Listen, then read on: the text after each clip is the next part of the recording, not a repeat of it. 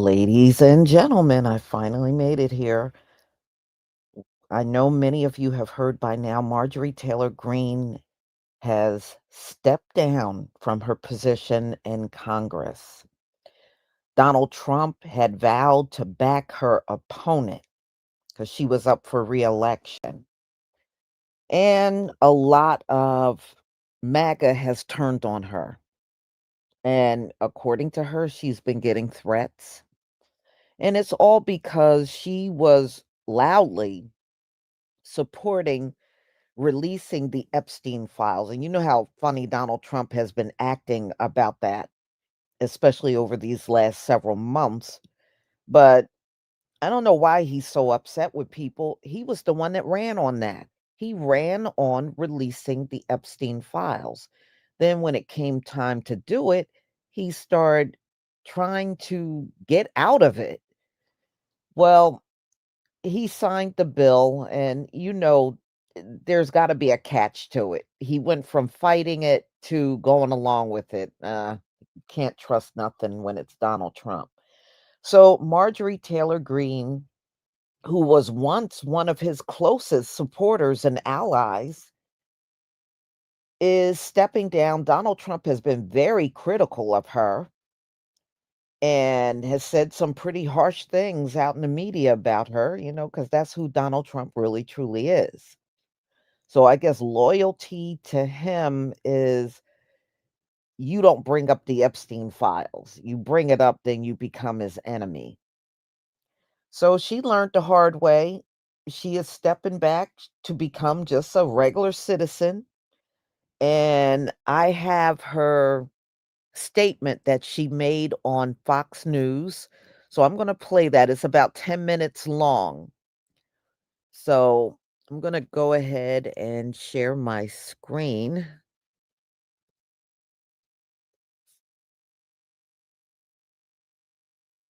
Right, so this is her announcing her resignation. Please give me a 1 if you can see my screen.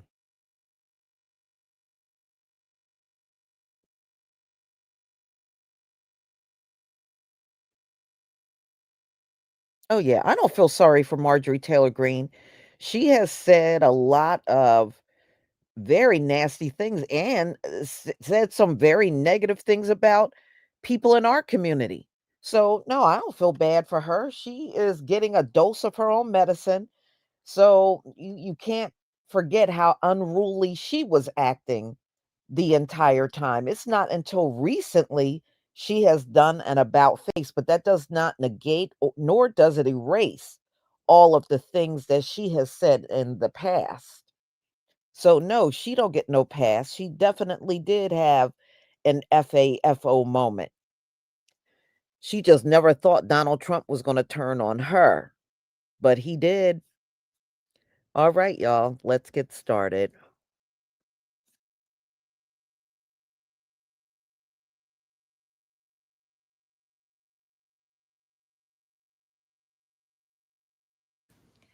Hi, everyone.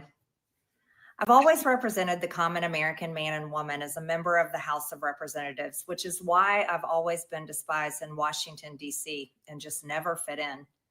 Americans are used by the political industrial complex of both political parties, election cycle after election cycle, in order to elect whichever side can convince Americans to hate the other side more.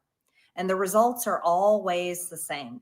No matter which way the political pendulum swings, Republican or Democrat, nothing ever gets better for the common American man or woman. The debt goes higher, corporate and global interests remain Washington's sweethearts, American jobs continue to be replaced, whether it's by illegal labor or legal labor by visas or just shipped overseas.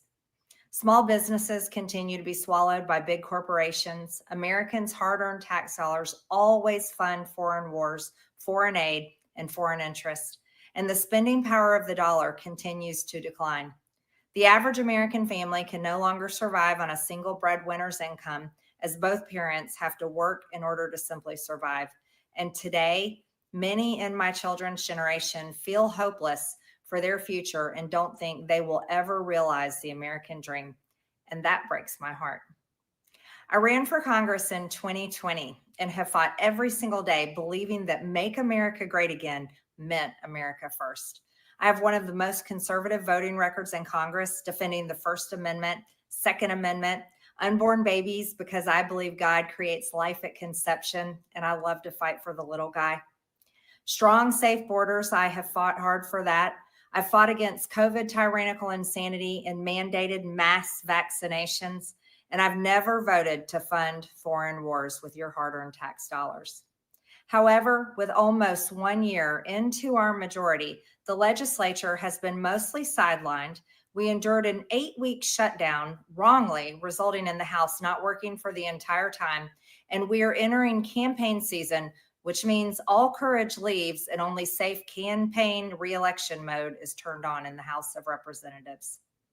During the longest shutdown in our nation's history, I raged against my own speaker and my own party for refusing to proactively work diligently to pass a plan to save Americans' health care and protect Americans from outrageous, overpriced, and unaffordable health insurance policies. The House should have been in session working every day to fix this disaster. But instead, America was force-fed disgusting political drama once again from both sides of the aisle on television every single day. My bills, which reflect many of President Trump's executive orders, like calling for a new census counting Americans only to draw new districts, making English the official language of the U.S., making it a felony to medically trans a minor, and other bills like eliminating capital gains taxes on the sale of your primary home and eliminating H-1B visas, just sit. They all sit collecting dust. That's how it is for most members of Congress bills. The Speaker never brings them to the floor for a vote. Many common Americans are no longer easily convinced by paid political propaganda spokespersons and consultants on TV and paid shills on social media, obediently serving with cult-like conviction to force others to swallow the political party talking points.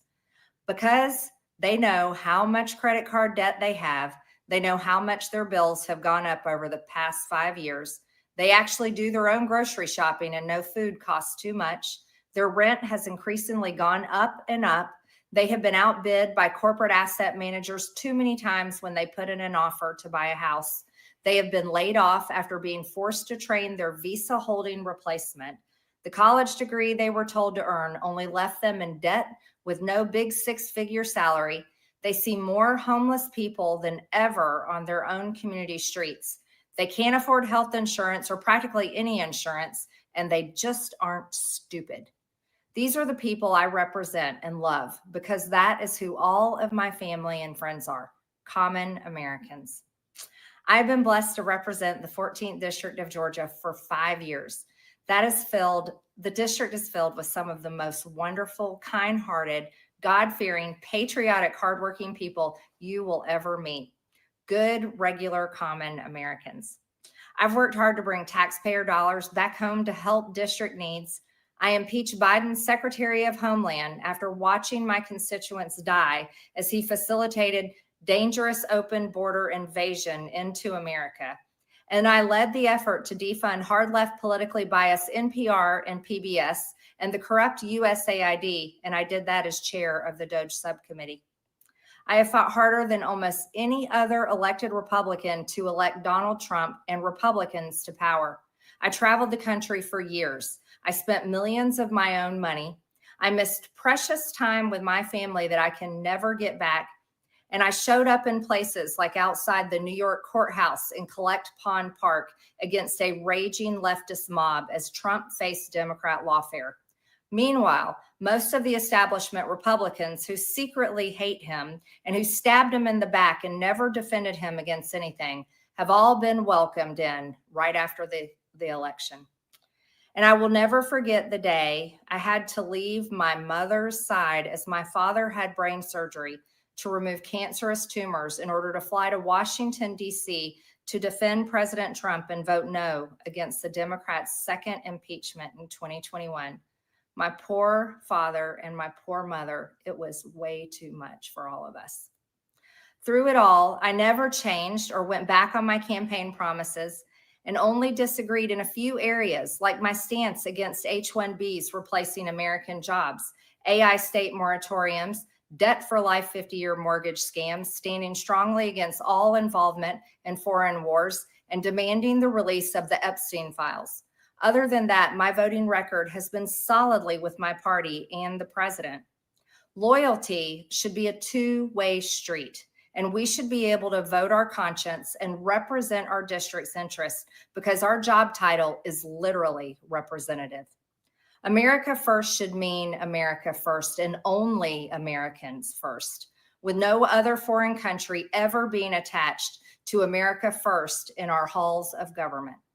Standing up for American women who were raped at 14 years old, trafficked and used by rich, powerful men should not result in me being called a traitor and threatened by the President of the United States, whom I fought for. However, while yes, hurtful, my heart remains filled with joy, my life is filled with happiness, and my true convictions remain unchanged because my self-worth is not defined by a man, but instead by God, who created everything in existence. You see, I have never valued power, titles, or attention in spite of all the wrong assumptions about me. I do not cling to those things because they are meaningless and empty traps that hold too many people in Washington. I believe in term limits and do not think Congress should be a lifelong career or an assisted living facility. My only goal and desire has ever been to hold the Republican Party accountable for the promises it makes to the American people and put America first. And I have fought against Democrats' damaging policies like the Green New Deal, wide open, deadly, unsafe border policies, and the trans agenda on children and against women. With that has brought years of nonstop, never-ending personal attacks, death threats, lawfare, ridiculous slander and lies about me that most people could never withstand even for a single day. It has been unfair and wrong, not only to me, but especially to my family, but it's been wrong to my district as well. I have too much self-respect and dignity. I love my family way too much, and I do not want my sweet district to have to endure a hurtful and hateful primary against me by the president that we all fought for, only to fight and win my election while Republicans will likely lose the midterms, and in turn be expected to defend the president against impeachment after he hatefully dumped tens of millions of dollars against me and tried to destroy me. It's all so absurd and completely unserious. I refuse to be a battered wife, hoping it all goes away and gets better. If I am cast aside by the president and the MAGA political machine and replaced by neocons, big pharma, big tech, military-industrial war complex, foreign leaders, and the elite donor class that can never, ever relate to real Americans, then many common Americans have been cast aside and replaced as well. There is no plan to save the world or a 4D chess game being played. When common American people realize and understand that the political industrial complex of both parties is ripping this country apart, that not one elected leader like me is able to stop Washington's machine from gradually destroying our country, and instead the reality is that they, common Americans, the people, possess the real power over Washington, then I'll be here by their side to rebuild it. Until then, I'm going back to the people that I love, to live my life to the fullest as I always have, and I look forward to a new path ahead. I'll be resigning from office with my last day being January 5th, 2026, and I look forward to seeing many of you again sometime in the future. May God bless you all, and may God bless America.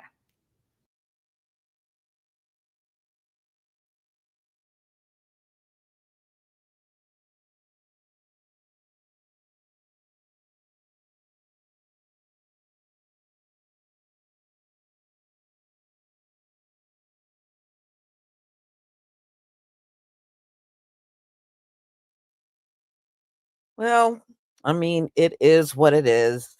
So, look like she let Donald Trump kick her ass the hell up on out of there, you know, and she couldn't handle the heat. So she's stepping aside. And, hey, what's that old saying? There's no skin off my nose because I was never into no Marjorie Taylor Greene in the first place.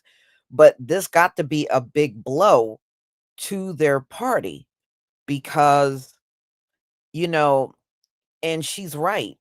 At the rate that Donald Trump is going, because he's so unfavorable right now, they're on the path of really losing the midterms real badly after gaining the majority. To me, the damage is done. He came in office, and I think just from day one with him and Elon and Doge and the mass firing and all the stuff they were doing, it turned so many people off. And then when he shut down the USDA, it screwed over the farmers. They went from making billions of dollars every year off of China to zero. All right, they're not making nothing now. And they got all these soybeans that they can't move or sell. Then he went after the federal employees and started firing them all over the place. The prices kept going up when he claimed day one in office, the prices would go down. They never went down. They still continue to go up. And many feel that Donald Trump messed up the economy with all those tariffs. First, the tariff is on, then the tariff is off, then it's on, then it's off. And the problem is every time he talks about tariffs, the prices go up. And a lot of people feel housing is unaffordable, food is unaffordable, the bills are skyrocketing. And, they're already saying the heat bills are going up all around the country, and people are upset. And Donald Trump want to know why everywhere he goes, he's getting booed now. So she's just another casualty of war at the end of the day. That's all. He pushed her out, and she really was his biggest cheerleader. So that right there just goes to show you, to Donald Trump, anybody's expendable. He doesn't even care if you were once close to him. Anybody's expendable to him. He doesn't care, you know? And she just learned the hard way. She licked up on his butt, and now she's finding out it was not worth it. So, I mean, look, whether she's there or not, is that gonna change our life? Hell no. Hell no. It won't change our lives at all. So, I just wanted to give you the update on that. So, I am putting together, the things I will be doing tomorrow. And listen, if you haven't gotten a chance to listen to my chat GPT that I did on the Black inventors, please get over there and listen to it. The answer from chat GPT was really good. And I think many of you will find it interesting. So if you didn't listen to it, get over there and listen to it. It's only 12 minutes out of your life. So I will see you tomorrow. Please enjoy your night, and shalom, family.